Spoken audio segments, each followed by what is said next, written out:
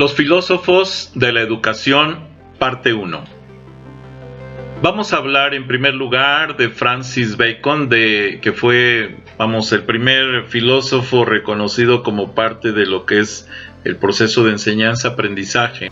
Nació el 22 de enero de 1561 en Londres. Francis Bacon estudió en Trinity College de Cambridge, estudió leyes en Gray's Inn. Iba en contra del pensamiento aristotélico. En 1584, a los 23 años, fue elegido al House of Commons.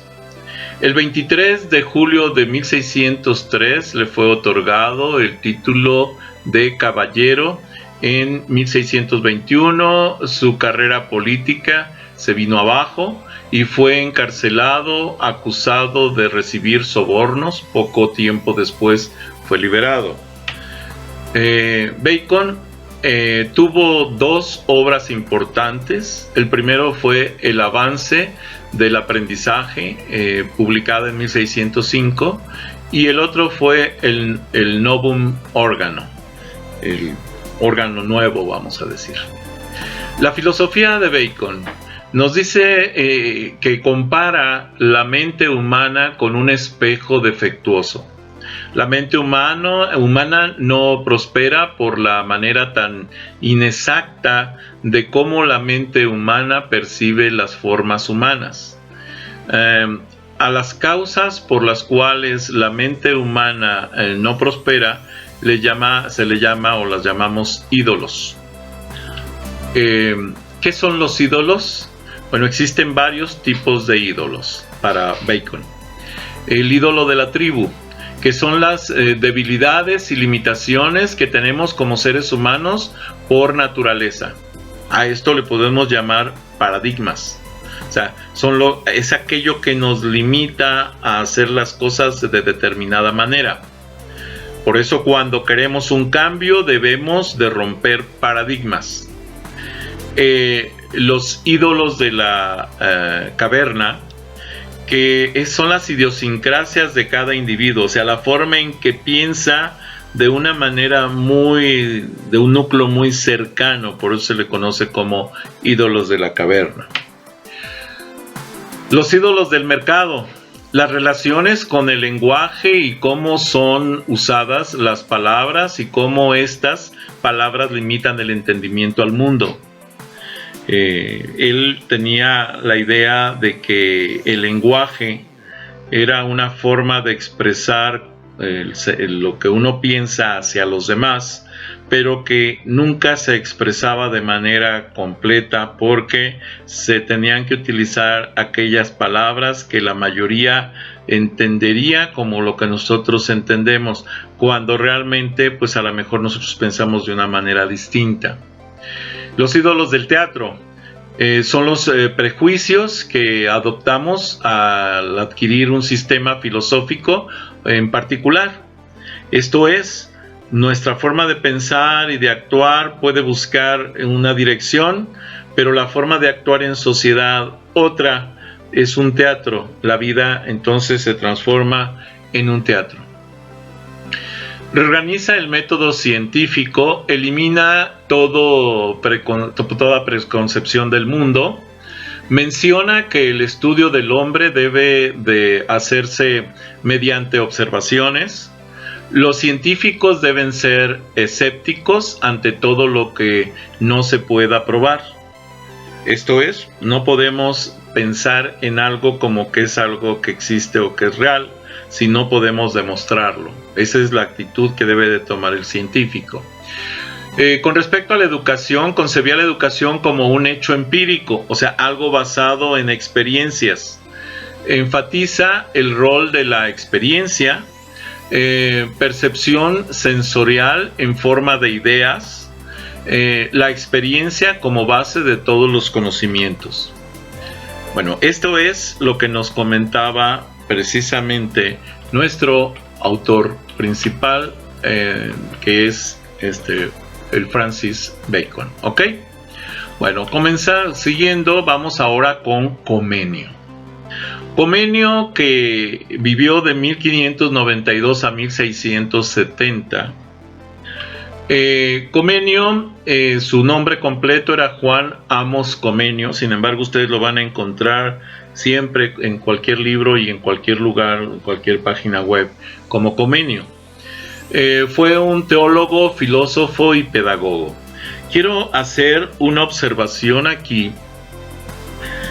Ustedes se van a dar cuenta de que la mayoría de las personas que más han aportado al avance de la ciencia, al avance de la filosofía, ¿sí?, o de las diferentes formas de pensamiento lógico y científico de la humanidad, han sido personas que han tenido una formación no única, no específica, sino que diversificada.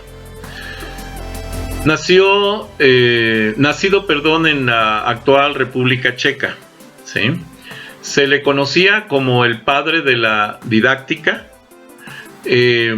Comenio, entonces, es quien primero incorpora ese aspecto de enseñanza que conforma la didáctica.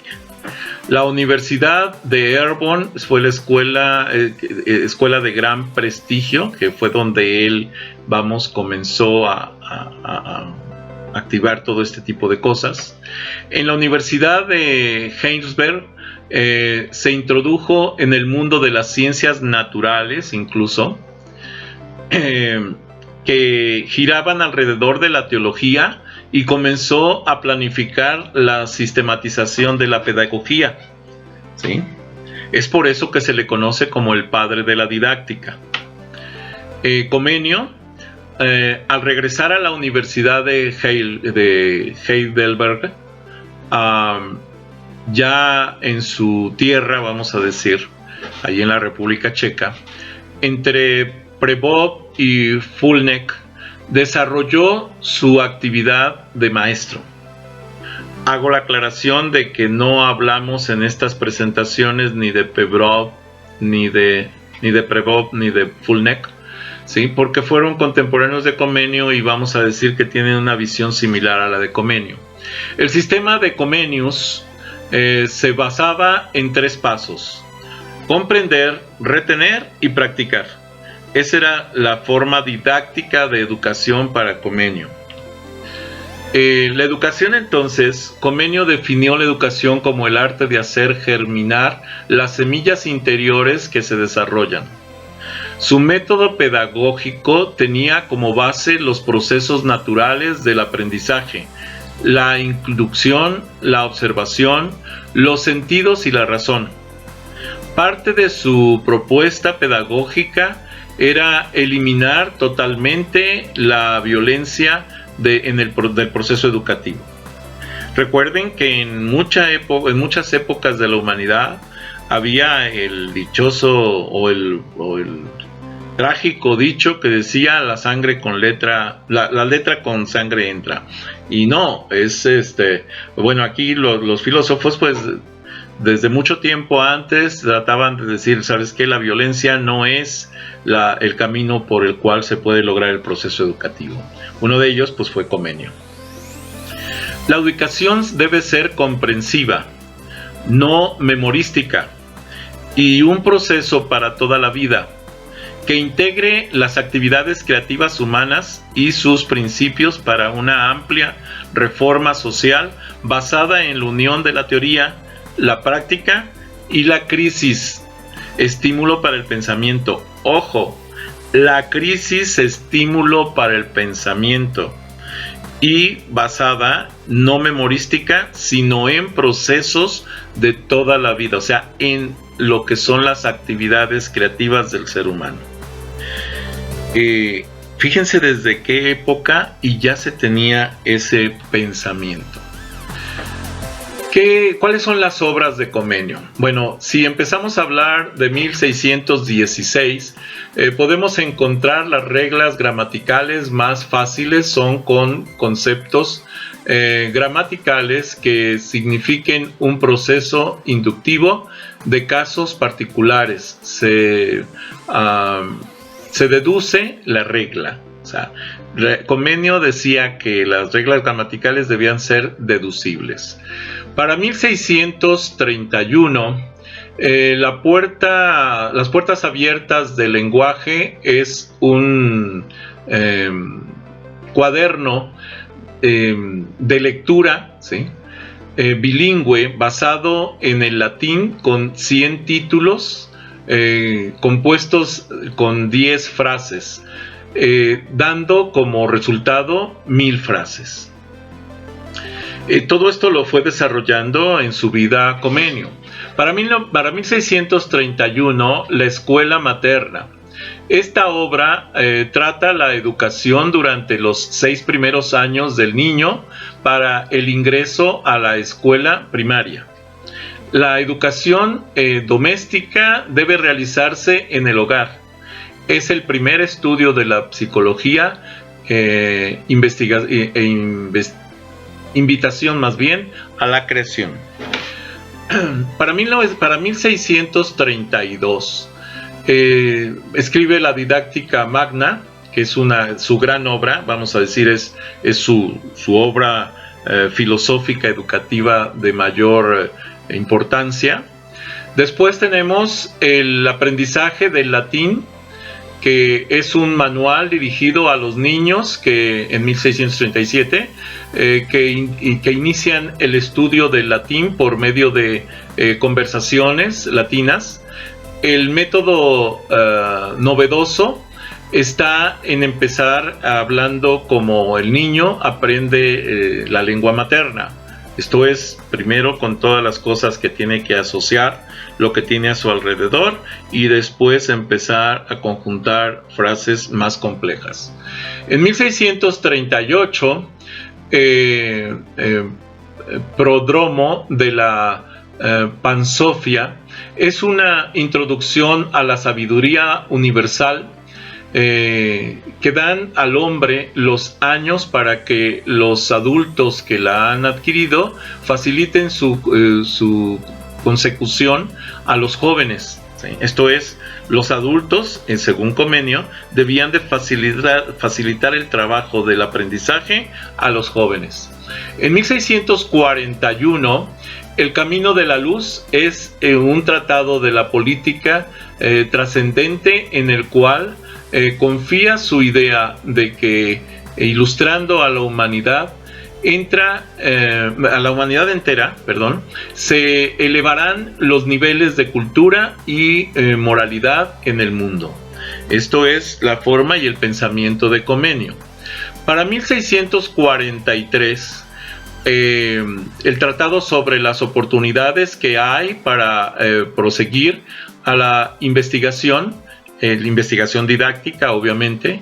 El maestro no solo debe de impartir asignaturas, sino estudiar a cada alumno para dar la respuesta adecuada a sus exigencias personales. No solo instruir, sino formar. Esto nos debe de quedar muy claro. Desde Comenio se pensaba que no solo tenías que aprenderte definiciones, sino que saber entender el significado de esas definiciones y la aplicación de esos conceptos para la solución de problemas y presentarlo como tal. Para 1648, Comenio, el padre de la didáctica, no de la pedagogía. Para 1648, el moderno método lingüístico es una gramática de 30 capítulos en el cual se habla del concepto variedades, prerrogativas de algunas lenguas, en especial la latina, expresando un método más reciente para enseñar esta lengua. En 1650, el Testamento, obra pastoral, es preciso de sermón. Esto es una especie de sermón y debe de aclarar precisamente los conceptos, esto que nos quede claro, que se quieren manejar como conceptos durante ese sermón. Es parte de la filosofía de la educación y es por lo que los sacerdotes tienen que estudiar la filosofía a profundidad. Son palabras de aliento a los compatriotas que vivieron el destierro, por ejemplo, con él. De hecho, esto es parte de lo que se vivió en aquella época.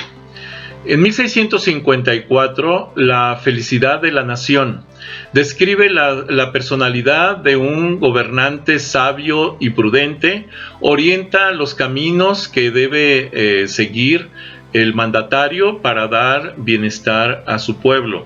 Esto creo que en la actualidad le hace falta que lo lean muchos políticos actuales, porque son mandatarios, son dirigentes de un pueblo y tienen que tener ciertas formas de pensamiento y de cultura para hacerlo o para transmitirlo a la población que dirigen. En 1658, El mundo en imágenes ha sido modelo para los posteriores textos escolares. Con este libro se da a Comenius el título de precursor de la educación audiovisual. El Tratado Universal para la Reforma de la Humanidad, esto fue escrito entre 1658 y 1670, perdón. Este Tratado Universal para la Reforma de la Humanidad, Comenius quiere ayudar a los hombres a salir del gran desorden, le llaman babilónico por la Torre de Babel, en donde nadie entendía a nadie, ¿no? Y de 1644 a 1670 tiene una consulta general sobre la enmienda de los asuntos humanos. En ella se compromete de lleno con la gran restauración de los hombres, de las sociedades, de los saberes. El medio para lograrlo es precisamente la educación de todos los hombres. Bueno, ¿cuáles son los postulados principales de Comenio? Bueno, un solo maestro debe enseñar a un grupo de alumnos. Esa es una de las estructuras que él manejaba como postulado. Que ese grupo debe ser homogéneo respecto de la edad. ¿Sí? Después se maneja que no solo de la edad, o que no de la edad, sino del conocimiento.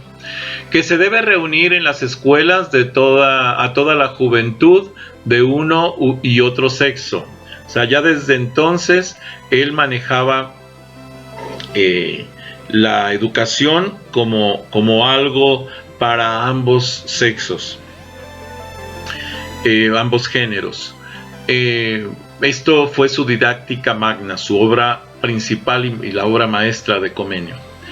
Que los alumnos de las escuelas deben ser distribuidos por grados de dificultad. Aquí ya dejó ver que aunque manifestaba que tenían que ser por grado de edad, realmente se refería a los grados de conocimiento, a los grados de dificultad de lo que tenían que ver. Principiantes, medios y avanzados. Él manejaba esos 3 grados. Siguiendo con los postulados, nos habla de que cada escuela no puede ser completamente autónoma, sino que deben organizarse sistemas de educación escolar simultánea, que todas las escuelas deben comenzar y finalizar sus actividades el mismo día y a la misma hora, un calendario escolar único. Fíjense qué avanzado estaba para la época en sus pensamientos y en sus postulados Comenio. Que la enseñanza debe respetar los preceptos de facilidad, brevedad y solidez. Las recomendaciones para los maestros: primero, enseñar en el idioma materno. Segundo, conocer las cosas para luego enseñarlas. Tercero, eliminar de la escuela la violencia. Estos fueron los postulados que fue desarrollando poco a poco Comenio, y que la verdad es una filosofía muy completa. Siguiendo con estos postulados, que el medio más adecuado para aprender a leer es un libro que combine lecturas adaptadas a la edad con gráficos e imágenes, etc. El aprendizaje debe ser un juego, los niños ir a la escuela con alegría y la visita de los padres a la escuela una fiesta, no un castigo. O sea que después evoluciona y se dan cuenta cuando hacen ir a los padres a la escuela es porque el niño se portó mal. Eso es grave, ¿eh? O sea, dense cuenta desde cuándo estaba ya esta propuesta y cómo fue evolucionando y dónde perdimos el camino, ¿no? El diseño de una arquitectura de cómo deberían ser construidas las escuelas, con patios, jardines y espacios alegres y abiertos. Desde entonces ya se tenía ese concepto integral de las áreas educativas. Muy bien. Vamos entonces rápidamente a un resumen rápido. ¿Quién es entonces? Bueno, del 28 de marzo de 1592 al 15 de noviembre de 1670. Fue teólogo, filósofo y pedagogo, nacido en la actual República Checa. Fue un hombre cosmopolita, o sea, de muchos conocimientos y habilidades, y universal, convencido del importante papel de la educación en el desarrollo del hombre. Comenius es considerado el padre, y ojo, aquí nos habla de la pedagogía. La verdad es que su obra literaria, y de una vez aquí lo aclaramos porque también por ahí hubo un comentario, es el padre de la didáctica. De hecho, su obra principal se llama Didáctica, ya que fue quien estructuró como ciencia autónoma y estableció sus principios fundamentales. Ideó las bases para la cooperación intelectual y política entre los estados, lo cual dio como resultado el concepto de federación de los pueblos, idea que lo coloca como precursor del pensamiento moderno. También la pansofia de Comenius sostenía que existía una única verdad: la luz de la razón debe someterse en obediencia a la voluntad de Dios. Si se dan cuenta, son dos investigaciones empalmadas que no en todo coinciden, y por eso es que las estoy trayendo a colación. Hay cosas que de pronto un autor menciona y de pronto otro autor menciona otras cosas.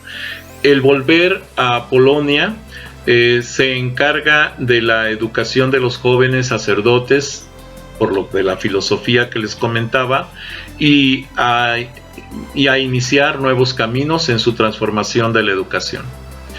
Comenio dio inicio a los textos ilustrados para niños con figuras de animales y acciones graduados de fácil a difícil, haciendo que el alumno pudiera entender con mayor facilidad. Hay que dar la mejor educación y formación a la gente, porque la educación es la puerta que nos lleva al saber, y el saber es el medio que nos lleva a la corrección del mundo. Por tanto, la pedagogía y la didáctica, ojo aquí con estas palabras, pedagogía y didáctica, él habla de didáctica en sus obras. Después fue interpretado como que es pedagogía, pero en realidad él habla de didáctica. No fueron los objetivos, sino los medios. Pedagogía y didáctica son las herramientas o medios para conocer el mundo. Comenio deseaba cambiar al mundo desde la educación, educar al hombre y mujer que viven en sociedad, resolver los conflictos sin guerras y violencia, no desde un sentido romántico, sino humanista, vernos tal cual somos. Muy bien, vamos ahora con el siguiente filósofo, que es Jean-Jacques Rousseau, de 1712 a 1778. Hago la aclaración, a pesar de que estudié un poco de francés en preparatoria, la verdad es que estas pronunciaciones no son sencillas. Para mí esto es Rousseau, y bueno, pues lo vamos a dejar así porque pues sé que tiene una pronunciación distinta, pero bueno, Jean-Jacques Rousseau. Este filósofo, también conocido como Juan Jacobo Rousseau, nació en Ginebra el 28 de junio de 1712. Hermenonville, de 1712 en la parte de Hermenonville. Murió el 2 de julio de 1778. Fue a la vez escritor, pedagogo, filósofo, músico, botánico y naturalista. Dense cuenta la diversidad de conocimientos que manejaba. Obras notables: Emilio o de la educación y El contrato social. Son las obras notables de Rousseau. Con respecto a la educación, Rousseau era más bien un filósofo político, no un pedagogo, pero a través de su novela Emilio o de la educación promueve pensamientos filosóficos sobre la educación, siendo este uno de sus principales aportes en el campo de la pedagogía. Rousseau crea un sistema de educación que deja al hombre, o en este caso al niño, que viva y se desarrolle en una sociedad corrupta y oprimida. Como dice el estudio preliminar de Emilio o de educación, que ese es el nombre, o de la educación, asignad a los niños más libertad y menos imperio. Dejadles hacer más por sí mismos y exigir menos de los demás. Esta novela filosófica educativa, escrita en 1762, fundamentalmente describe y propone una perspectiva diferente de la educación, que es aplicada en Emilio. Rousseau, partiendo de su idea de que la naturaleza es buena y que el niño debe aprender por sí mismo en ella, quiere que el niño aprenda a hacer las cosas, que tenga motivos para hacerlas por sí mismo, o sea, una automotivación. Ese es el fundamento de su novela Emilio o de la educación. Particularmente señala cómo el individuo puede conservar su bondad natural. Rousseau sostiene que el hombre es bueno por naturaleza, mientras participa de una sociedad inevitable y corrupta. En el Emilio, Rousseau propone, mediante la descripción del mismo, un sistema educativo que permita al hombre natural convivir con esa sociedad corrupta. Excluye de este ideal a las mujeres, cuya educación ha de referirse a satisfacer a los hombres. Ese era el pensamiento en aquella época. Ojo, desde dónde viene arrastrándose esa forma de idea, que obviamente ya se ha demostrado que es totalmente errónea. En el Emilio se prohibió y se quemó en París y en Ginebra. Ojo, este libro de educación. Este mismo libro nos habla, por ejemplo, de la lactancia en la primera parte del libro, el primer capítulo, podemos decir, que nos habla de 0 a 2 años de edad. La educación del hombre empieza al nacer a base de experiencias propias y adquisiciones generales. Somos libres y por nuestra propia voluntad conocemos lo que es placer, dolor y rechazo. Dejar al niño tocar, saborear, poner en práctica sus sentidos sensoriales para aprender. De hecho, es parte de la forma del pensamiento actual de un museo muy famoso en México, y que actualmente está a punto de la quiebra por el problema de la pandemia actual. El libro 2, la naturaleza formó a los niños para que fuesen amados y asistidos. La norma de hacer bien es la única virtud moral que debe imponerse. El libro 3, el capítulo 3 del libro, nos habla de los niños de entre los 12 a los 15 años. Esto nos refiere que entonces el libro 2 nos habla desde los 2 hasta los 12 años. En este libro 3, en esta unidad 3, Rousseau dice que el niño no sabe algo porque se lo hayas dicho, sino porque lo ha comprendido él mismo. Debe aprender del intercambio del pensamiento e ideas. Con respecto al capítulo 4, que va de los 15 años a los 20 años, un mejor entendimiento de los sentimientos, pero también se exaltan las pasiones. La profesión de la fe del vicario saboyano, proponiendo una religión natural, ¿sí? El libro 5, que ya corresponde a lo que es la adultez, la etapa adulta, el matrimonio, la familia, la educación de las mujeres, Rousseau sugiere que los padres en general y las madres en particular deben participar en la educación de sus hijos. Desde entonces ya se estigmatiza en ese pensamiento de Rousseau el hecho de que los hijos dependan educativamente más de las madres que de los padres, cuando no debería ser así. De hecho, deberían de participar de manera similar tanto el padre como la madre en esa formación del niño. Con respecto a lo que es el siguiente filósofo, que es Johann Heinrich Pestalozzi, en la mayoría de las partes lo van a encontrar como Pestalozzi, que vivió de 1746 a 1827. Los postulados de Pestalozzi nos hablan de que para él el conocimiento humano comienza con la institución sensible de las cosas, y a partir de ella se forman las ideas, por lo cual también el método de enseñanza ha de seguir este mismo proceso, adaptándose al desarrollo mental del niño en cada momento dado. Johann Heinrich Pestalozzi.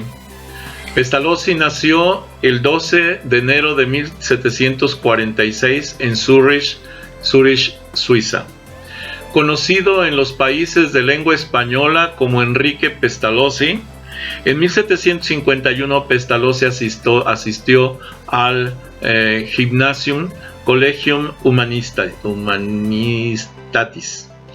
Recibió instrucciones de los educadores Johann Jacob Bodmer y Johann Jacob Breitinger, que le enseñaron historia y política, el griego y el hebreo, respectivamente.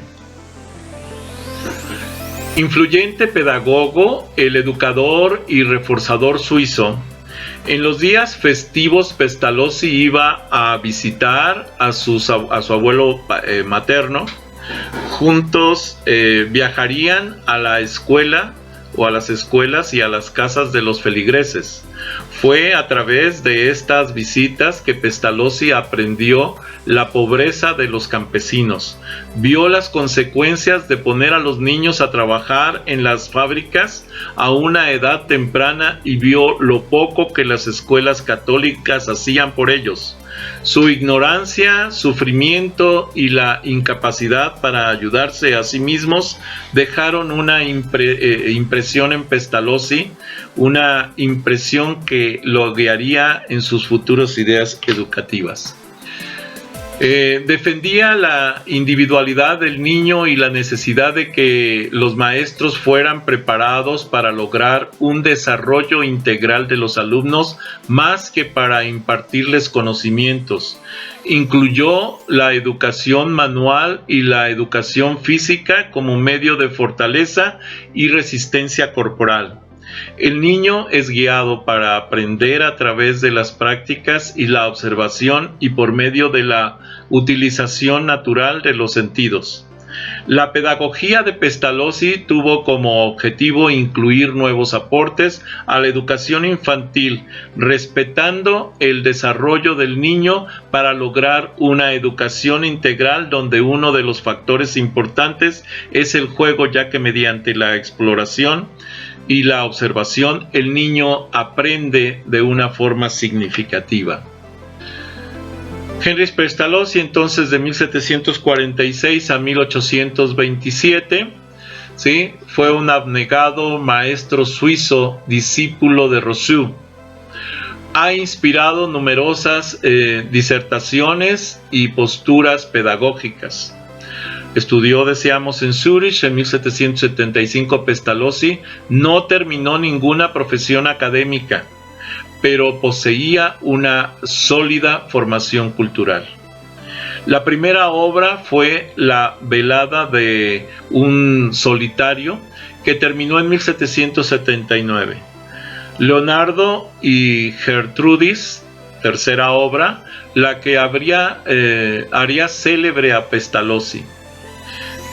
La idea del libro era contar historias edificantes concebidas para el pueblo. Fue un éxito indiscutible. Todo el mundo hablaba de él y la Sociedad Económica de Berna le otorgó una recompensa de 30 ducados y una medalla de oro con valor de otros 20 ducados. Bueno, construyó su obra a partir de esbozos y múltiples ensayos en los que llamó una educación de la humanidad. Postula que la enseñanza auténtica es la democrática, no es la impositiva, esto que quede claro. En Leonardo y Gertrudis y en escritos posteriores siempre presenta la educación como el medio de superar la pobreza del pueblo y de conducir a la felicidad y a la virtud, otro ideal de la Ilustración. La educación nueva ya resultaba perturbadora. Confiar en el niño, aceptarlo tal cual es, ayudarlo en sus descubrimientos del mundo, servirle y no someterle, quererlo, todo esto hacía que la obra de Pestalozzi rayase en lo escandaloso, perturbase el orden establecido y fuera provocadora y sigue siendo todavía provocadora, porque rompe con los esquemas políticos y empresariales de aquellas épocas y todavía de algunas épocas actuales. La propuesta pedagógica entonces de Pestalozzi se basa en su experiencia con niños pobres a los que daba instrucción y proporcionaba el aprendizaje de un oficio. Su propuesta pedagógica es principalmente una propuesta de educación popular. Proponía una reforma completa de todas las instituciones de enseñanza para que propiciaran una educación más democrática.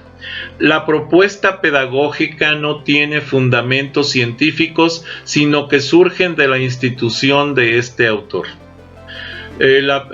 Perfeccionó los métodos de enseñanza de lectura, de lenguaje y de cálculo. Los aspectos centrales del currículo de Pestalozzi: el principal objetivo era integrar a los niños de escasos recursos a la vida social a través de la enseñanza de un oficio. Pensaba que sus propios alumnos, a largo plazo, serían los educadores del mañana. El concepto de educando, una confianza muy grande en la capacidad del niño. El papel de la escuela. La concepción del establecimiento escolar estaba muy ligada a la enseñanza del oficio, más que escuelas, eran talleres. El educador no era concebido como una figura autoritaria. En este sentido, el docente debía estar al servicio de las necesidades del alumno. El concepto de los valores. el principal valor de su interés fue el de la educación igualitaria, es decir, poder educar a gente marginada. Confiaba plenamente en las virtudes de la educación popular. Los aportes de la educación parvularia, la educación previa a todo este sistema educativo, le dio importancia al desarrollo del niño, puso en práctica la organización de experiencias y actividades por medio del juego, valoró las actividades espontáneas del niño, hizo énfasis en la ejercitación de las actividades manuales, consideró la ejercitación en el dibujo como un medio para perfeccionar progresivamente la mano, lo cual le serviría de base para la escritura. Ejercitó el lenguaje por medio de la conversación sencilla para después aprender a leer. Destacó la utilidad de los ejercicios corporales combinados con los cantos. Señaló como vital el desenvolvimiento del niño en sus primeros momentos con la familia, en especial con la madre. Le dio importancia a la efectividad. Le dio importancia a la efectividad desde el mismo momento del nacimiento del niño. Destacó el desarrollo social del niño primeramente en la familia y posteriormente en la escuela. Consideró importante la creación de instituciones para atender a aquellos niños que eran carentes de recursos económicos. La obra de cada uno de los filósofos que hemos visto, si nos damos cuenta, nos da, es un fuerte sustento para la filosofía educativa actual, a pesar de que fue creada de 1500 a 1700. Vamos ahora a hablar de Mary Wollstonecraft, de 1759 a 1797. Vamos a decir que fue una mujer educadora directa, ¿sí? Nace el 27 de abril de 1759 y muere el 10 de septiembre de 1797. Fue una escritora y filósofa inglesa. Mary nació, decíamos en esas fechas, en Inglaterra, en Spitalfields, Inglaterra, en el seno de una familia acomodada. Era una familia de recursos. Desde muy joven, Wollstonecraft se perfiló como una auténtica defensora de los derechos de las mujeres. Era frecuente que ayudase a su madre frente a las discusiones con su padre. Durante la Revolución Francesa, Mary decidió dedicarse de lleno a su pasión: escribir a favor del reconocimiento social y jurídico de las mujeres. Su principal obra escrita y que sentaría las bases del movimiento feminista fue Reivindicación de los Derechos de la Mujer. Mary consideraba una figura destacada del mundo moderno. Ella siempre se instituyó como la primer feminista reconocida, ¿sí?, del mundo moderno, vamos a decir, a partir de la Revolución Francesa precisamente. Escribió novelas, cuentos, ensayos, tratados, un relato de viaje y un libro de literatura infantil. Como mujer del siglo XVIII, fue capaz de establecerse como escritora profesional e independiente en Londres, algo inusual para esa época.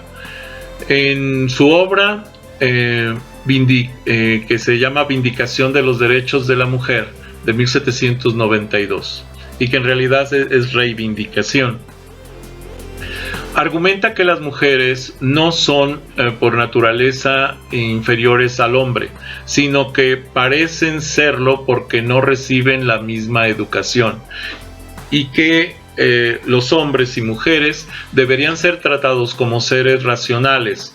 Imagina asimismo un orden social basado en la razón. Con esta obra estableció las bases del feminismo moderno y la convirtió en una de las mujeres más populares de Europa en esa época. Tras dos romances malogrados con Henry Fuseli y con Gilbert Imlay,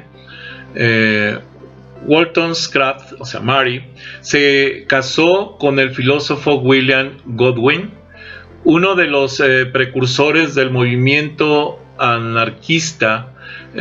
Con él tuvo una hija, Mary Shelley, autora de Frankenstein y esposa del poeta romántico Percy Bysshe Shelley.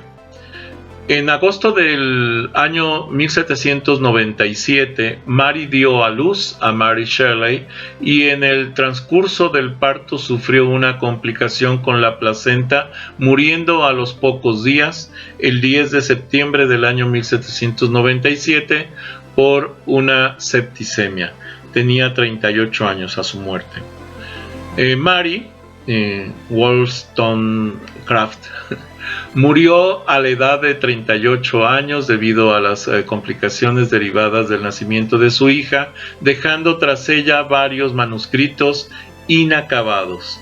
Tras la muerte de Mary, su marido publicó unas memorias de su vida en 1798, develando su estilo de vida poco ortodoxo, lo que inadvertidamente destrozó su reputación durante más de un siglo. Con el surgimiento del movimiento feminista previo al comienzo del siglo XX, la defensa de Mary Wollstonecraft de la igualdad para la mujer y su crítica a la feminidad convencional fueron creciendo en importancia. Hoy en día es considerada como una de las figuras fundacionales de la filosofía feminista, y las feministas la citan a menudo como una influencia importante tanto por su vida como por su obra. Muy bien. Vamos ahora a hablar del siguiente filósofo, que es Johann Friedrich Herbart, que vivió de 1776 a 1841. Johann Friedrich Herbart nació el 4 de mayo de 1776 en Magdeburgo, Alemania. Murió el 14 de agosto de 1841 en la ciudad de Gotinga. Fue filósofo, psicólogo y pedagogo alemán. Debido a un accidente en la infancia, fue un niño de salud frágil, lo que le obligó a ser educado por su madre en casa hasta los 12 años de edad. Considerado el fundador de la pedagogía como disciplina científica,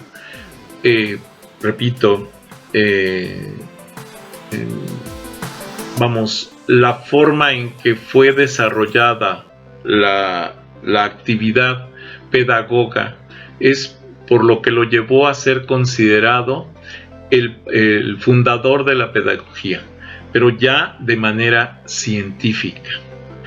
Intereses principales: la lógica, la metafísica, la ética y la epistemología. Sus padres, Luisa Margareta Herbart y Thomas Gerhard Herbart, y su cónyuge fue Mary Drake, de 1811 a 1841. Fue influenciado por Parménides de Elea, Immanuel Kant, Johann Gottlieb Fichte, y tuvo un hijo único, más bien, él fue, hijo único. De hecho, su esposa murió a una edad muy temprana, a los 30 años de edad, pero bueno, eso. Bueno, la trayectoria. Cursó estudios en la Universidad de Jena y fue preceptor durante varios años en Suiza, donde se interesó por el trabajo del pedagogo reformista suizo Johann Heinrich Pestalozzi. En el año de 1805 fue profesor de filosofía de la Universidad de Göttingen. Viajó a Königsberg, hoy Kaliningrado, de Rusia. En 1809, para ocupar un puesto similar en esa universidad, y en 1836 regresó a Göttingen. Su sistema filosófico se deriva del análisis de la experiencia e integra la lógica, la metafísica y la estética como elementos coordinados. ¿Cuáles fueron sus obras?